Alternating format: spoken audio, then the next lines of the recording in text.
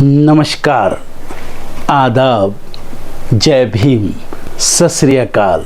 मैं हूँ माजिद सिद्दीकी और आप देख रहे हैं फोकस हिंदुस्तान न्यूज़ चैनल। आज की ख़ास खबरें सब्सक्राइब करें, लाइक करें, शेयर करें। फिर आऊँगा एक ताज़ा खबर को लेकर माजिद सिद्दीकी।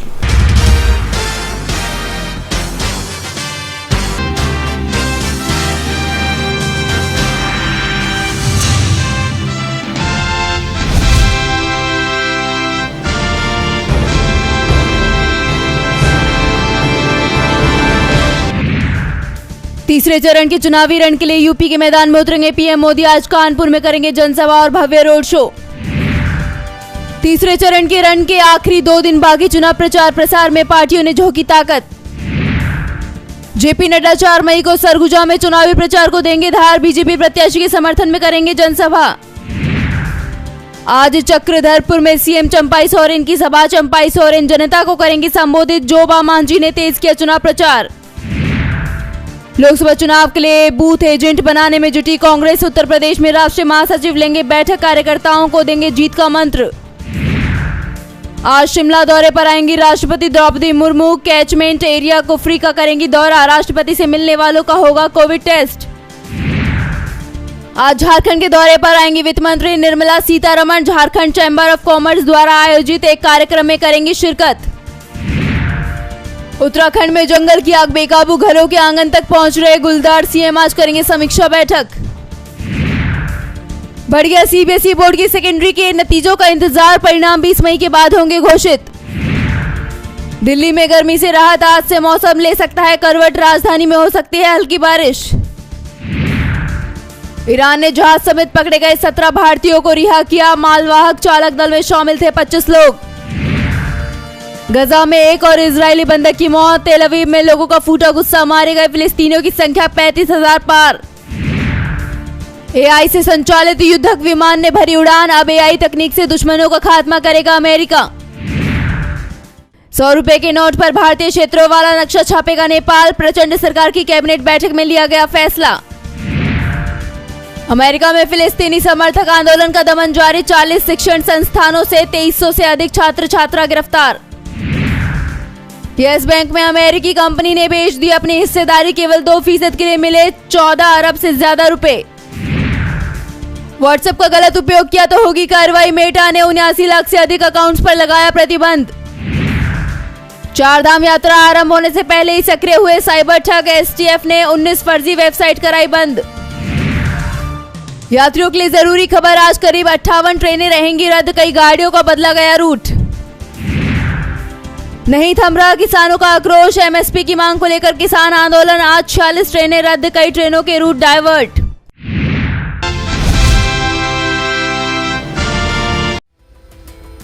लोकसभा चुनाव 2024 के बीच सोशल मीडिया पर एक तस्वीर बड़ी वायरल हुई, जिसे लेकर दावा किया गया कि पश्चिम बंगाल में रोहिंग्या मुसलमानों ने वोट डालने के लिए आर्टिफिशियल अंगुलियों का इस्तेमाल किया।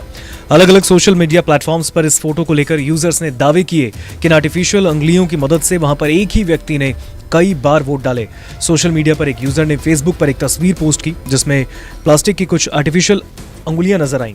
फोटो पर बंगाली भाषा में कुछ लिखा था, जबकि कैप्शन में यूजर ने लिखा, बंगाल में अवैध बांग्लादेशी और रोहिंग्याओं के नाम वोटर लिस्ट में जोड़ने के बाद भी फर्जी वोटिंग का जुगाड़ तो देखिए। अंगुली में लगी स्याही को छुपाने के लिए नकली अंगुली पहनकर दोबारा तिबारा वोट कर देते हैं। एक अन्य यूजर ने पोस्ट शेयर कर लिखा, डुप्लीकेट वोट डालने के लिए पश्चिम बंगाल में असली दिखने वाली आर्टिफिशियल फिंगर कवर बनाकर बांटे जा रहे हैं। सिस्टम को धोखा देने के लिए वो किस हद तक जा सकते हैं। इसी दावे और कैप्शन के साथ एक अन्य यूजर ने पोस्ट शेयर कर चुनाव आयोग को टैग कर कार्रवाई करने की मांग की। तो सोशल मीडिया पर जुड़े इन तमाम दावों के बीच जब हमने इसके पीछे की सच्चाई का पता लगाया तो बात कुछ और ही निकल कर सामने आई। इस वायरल तस्वीर को जब हमने गूगल पर सर्च किया तो ये एक न्यूज वेबसाइट पर अपलोड मिला, जो कि आज नहीं बल्कि 6 जून 2013 का है, यानी सालों पुराना। उस रिपोर्ट के मुताबिक ये तस्वीर जापान की है। वहां पर युकाको फुकुशिमा नाम के एक डॉक्टर इस तरह की आर्टिफिशियल अंगुलियां उन लोगों के लिए बनाते हैं जो किसी दुर्घटना या फिर किसी अन्य कारणों की वजह से उन्हें पूर्व में गंवा चुके हैं। पड़ताल के दौरान हमें चुनाव आयोग के ऑफिशियल एक्स अकाउंट पर भी वायरल फोटो से जुड़ा एक पोस्ट भी मिला। इलेक्शन कमीशन ने वायरल फोटो का खंडन कर इसे फेक बताया। इलेक्शन कमीशन ने लिखा, जापान से आई कृत्रिम अंगुलियों की एक पुरानी फोटो पश्चिम बंगाल में चल रहे आम चुनाव 2024 में डुप्लीकेट वोटों के फर्जी दावों के साथ शेयर की जा रही है। साफ है कि सोशल मीडिया पर वायरल फोटो के साथ किया जा रहा दावा पूरी तरह गलत है। अब ऐसे में साफ होता है कि वायरल दावे का देश के हालिया आम चुनाव से कोई लेना देना नहीं, वायरल दावा गलत है।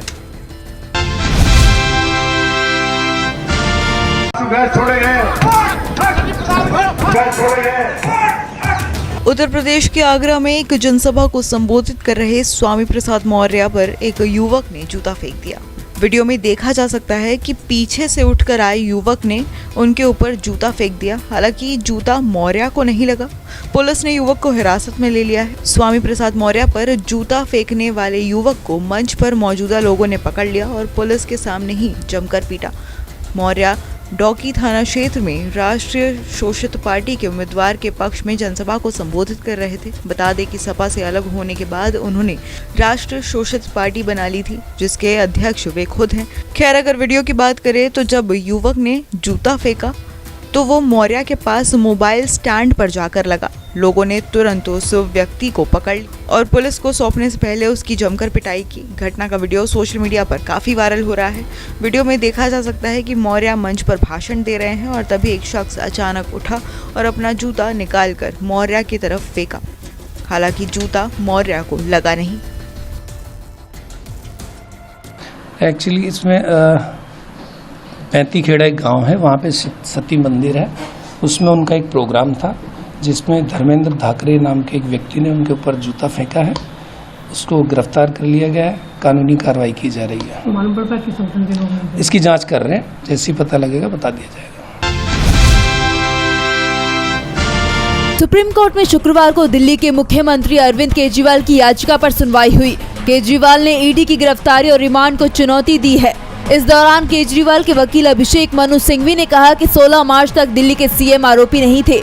अचानक इसमें क्या बदलाव हुआ? इस पर जस्टिस संजीव खन्ना ने कहा कि जब तक केजरीवाल को गिरफ्तार नहीं किया जाता तब तक वो आरोपी नहीं है। वहीं सुप्रीम कोर्ट ने केजरीवाल की जमानत याचिका पर सुनवाई के संकेत दिए। कोर्ट ने कहा, अगर मुख्य मामले में बहस में समय लगेगा तो दिल्ली में चुनावों के कारण अरविंद केजरीवाल की अंतरिम जमानत याचिका पर सुनवाई पर विचार किया जा सकता है। जस्टिस संजीव खन्ना और जस्टिस दीपांकर दत्ता की पीठ ने ईडी की तरफ से पेश अतिरिक्त सॉलिसिटर जनरल एसवी राजू को बताया कि गिरफ्तारी के खिलाफ केजरीवाल की याचिका पर सुनवाई में समय लगने की संभावना है, इसलिए अदालत अंतरिम जमानत पर जांच एजेंसी का पक्ष सुनने पर विचार कर रही है। इस पर राजू ने कहा कि वो केजरीवाल की अंतरिम जमानत का विरोध करेंगे, जिस पर बेंच ने कहा कि हम कह रहे हैं कि हम अंतरिम जमानत पर सुनवाई करेंगे और ये नहीं कह रहे हैं कि हम अंतरिम जमानत देंगे। हम अंतरिम जमानत दे भी सकते हैं और नहीं भी। कोर्ट ने राजू से कहा कि वो अंतरिम जमानत याचिका पर 7 मई को दलीलों के लिए तैयार होकर आए। अब कोर्ट से केजरीवाल को राहत मिलती है या नहीं, ये तो अगली सुनवाई में ही पता चल पाएगा। बता दें कि अरविंद केजरीवाल की याचिका पर अगली सुनवाई 7 मई को होगी।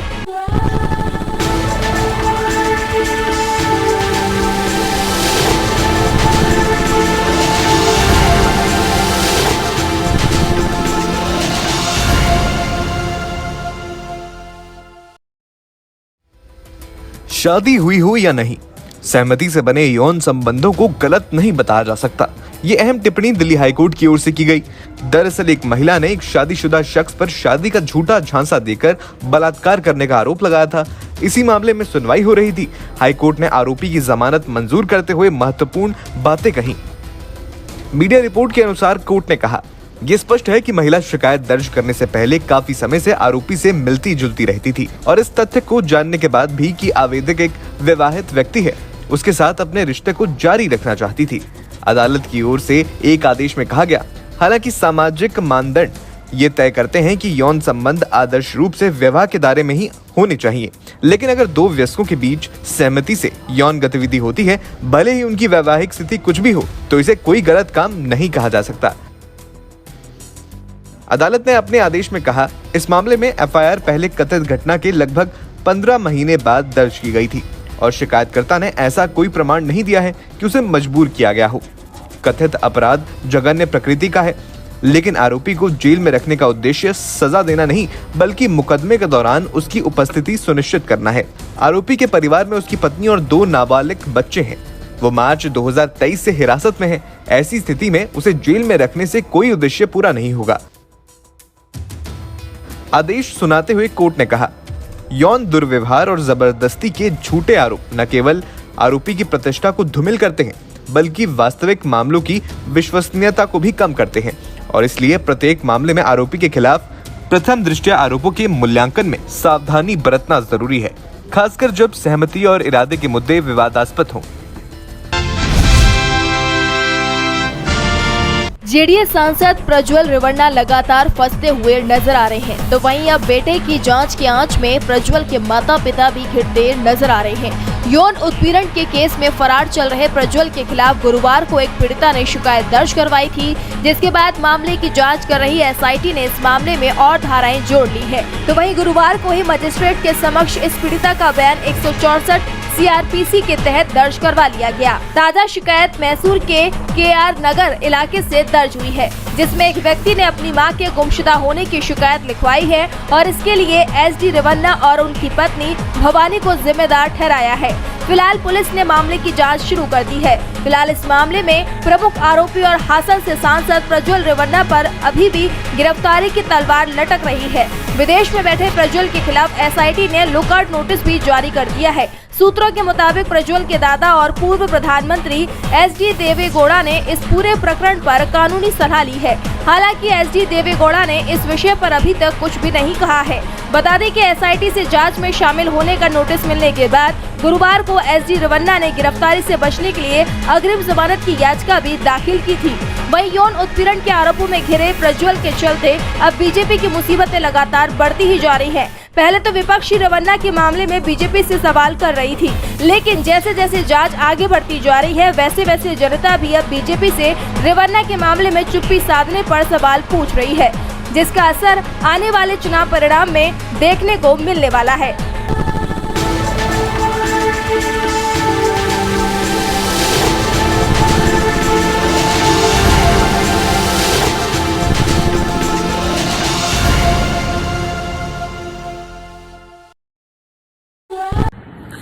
दोस्तों आज मैं आपको बताने वाला हूं कि अगर आपकी बॉडी में मैग्नीशियम की डेफिशिएंसी हो जाए तो आपको क्या क्या प्रॉब्लम हो सकती है। सबसे पहले इंसोमेनिया, नींद ना आना, स्लीपिंग डिसऑर्डर, इंसान सारी रात करवटें बदलता है, नींद नहीं आती, स्ट्रेस लेवल, एंजाइटी बढ़ जाती है इससे, क्योंकि कोर्टिसोल हार्मोन को रोकने में मदद करता है। और अगर आपकी बॉडी में मैग्नीशियम नहीं है तो कोर्टिसोल बढ़ जाता है, जिसकी वजह से स्ट्रेस और एंजाइटी हो जाती है।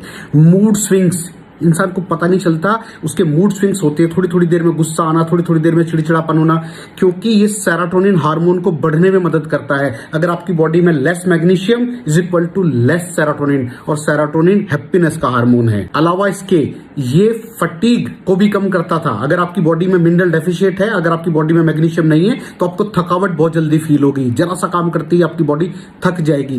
पुअर डाइजेस्टिव सिस्टम, ये डाइजेस्टिव सिस्टम को भी मैनेज करने में बड़ा शानदार रोल प्ले करता है, और अगर इसकी डेफिशिएंसी है तो कॉन्स्टिपेशन, डायरिया जैसी प्रॉब्लम हो जाती है। माइग्रेन, बहुत खतरनाक प्रॉब्लम है माइग्रेन, अगर डेफिशिएट है आपकी बॉडी मैग्नीशियम से तो आपको माइग्रेन की प्रॉब्लम भी हो सकती है। ब्लड प्रेशर, अगर आपकी बॉडी में मैग्नीशियम कम है तो आपको ब्लड प्रेशर की प्रॉब्लम हो सकती है। इरेगुलर हार्ट बीट, ये हार्ट बीट का बढ़ जाना, कम हो जाना, बढ़ जाना, कम हो जाना, मैग्नीशियम डेफिशिएट होने की निशानी है।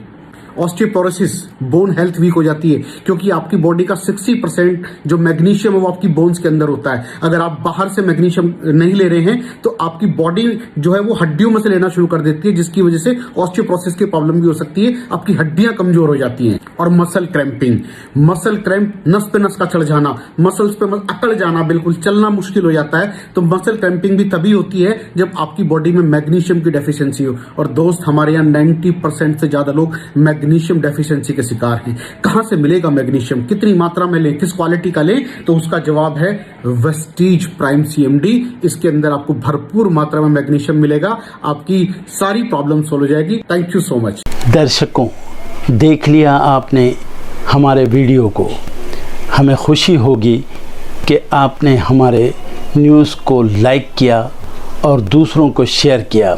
अगर अभी तक हमारे चैनल फोकस हिंदुस्तान को सब्सक्राइब नहीं किया है तो तुरंत सब्सक्राइब करें, कमेंट करें और बेल आइकॉन को प्रेस करें। हम हाजिर हैं खबर के लिए।